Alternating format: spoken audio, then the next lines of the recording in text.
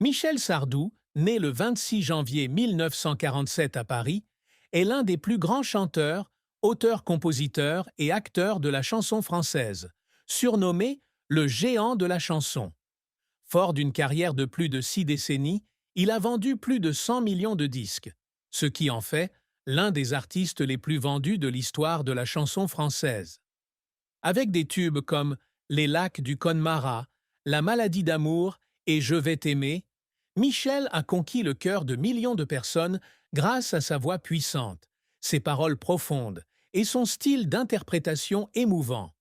Né dans une famille d'artistes avec son père, l'acteur Fernand Sardou, et sa mère, l'actrice Jackie Sardou, Michel a grandi sous les projecteurs. Mais son parcours n'a pas été seulement celui de la gloire, mais aussi celui d'une profonde tristesse, de défis difficiles et d'efforts constants pour surmonter l'adversité. À 78 ans, il continue de se produire sur scène, malgré l'annonce de sa retraite en 2023, et est marié et père de 4 enfants issus de 2 mariages. Cet article explore en profondeur la vie de Michel Sardou, de ses plus grandes tristesses à sa carrière mouvementée, en passant par sa triste fin, son amour et son mariage, le secret qu'il a gardé, les accomplissements qu'il a toujours poursuivis, le partage de sa tristesse par sa famille, sa triste fin et la douleur qui demeure. Grandissant à Paris dans le contexte de l'après-Seconde Guerre mondiale, Michel a montré très tôt un talent musical, mais son chemin vers la gloire n'a pas été facile. De l'opposition de ses parents à la musique aux controverses sur ses paroles politiques, Michel a dû relever de nombreux défis pour s'affirmer.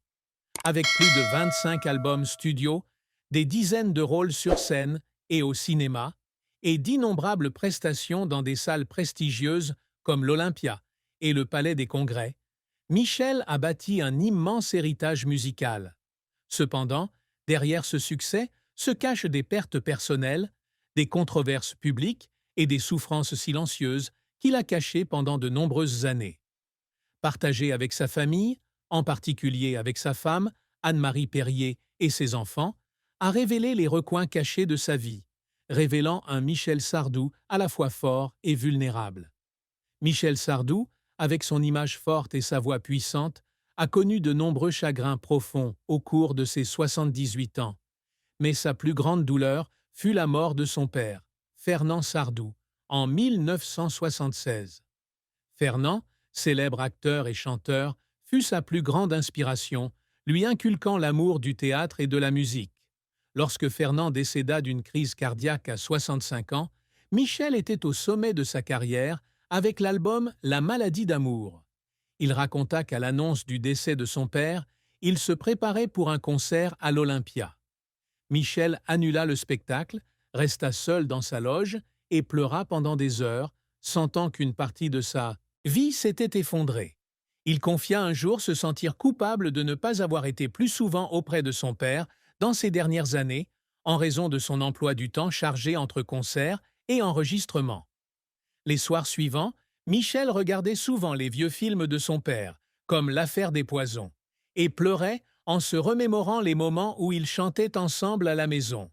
Cette tristesse fut aggravée par la prise de conscience qu'il ne pourrait pas partager les nouveaux succès de son père.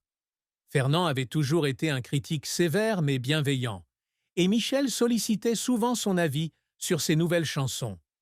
Après la mort de Fernand, Michel raconta qu'il lui arrivait de terminer une chanson, comme Les lacs du Connemara, 1981, et de pleurer, car il aurait aimé que son père l'entende. Il ressentait un vide lorsqu'il montait sur scène sans Fernand, en coulisses, pour l'encourager. La douleur de la perte de son père laissa une cicatrice psychologique chez Michel, et il confia qu'à chaque fois qu'il se produisait à l'Olympia, où lui et son père s'étaient produits ensemble, il sentait son père le regarder encore, mais il pleurait aussi intérieurement.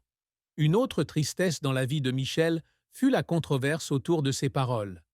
Dans les années 1970 et 1980, des chansons comme Je suis pour 1976, qui prônaient la peine de mort, et Les Ricains 1967, qui rendaient hommage à l'Amérique, suscitèrent une vive polémique. Michel étant accusé de conservatisme et de racisme. Il racontait qu'il y avait des jours où il lisait des articles le qualifiant de agitateur et pleurait, se sentant incompris. Bien qu'il ait toujours insisté sur le fait que ses chansons reflétaient ses opinions personnelles et ne cherchaient à offenser personne, la pression du public et des médias le plongeait dans un profond sentiment de solitude. Un jour, après un concert à Lyon en 1976, il fut hué pour « Je suis pour » et il pleura dans sa chambre d'hôtel, se demandant s'il devait continuer à composer. L'enfance de Michel fut également traumatisante. Issu d'une famille d'artistes, il fut souvent négligé par ses parents, Fernand et Jackie, en raison de leurs emplois du temps chargés.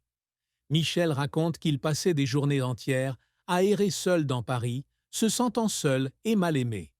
Son exclusion de plusieurs écoles pour mauvais résultats de scolaire accentua son sentiment de rejet. Il confia un jour avoir vécu des nuits où il était assis dans sa chambre, écoutant les disques de ses parents et pleurant, regrettant d'être davantage remarqué. Des décennies plus tard, ses souvenirs lui font encore pleurer lors d'interviews récentes. La pression pour maintenir sa renommée était également une source de chagrin. Figurant parmi les plus grands chanteurs français, Michel était confronté à des attentes énormes de la part du public et des médias.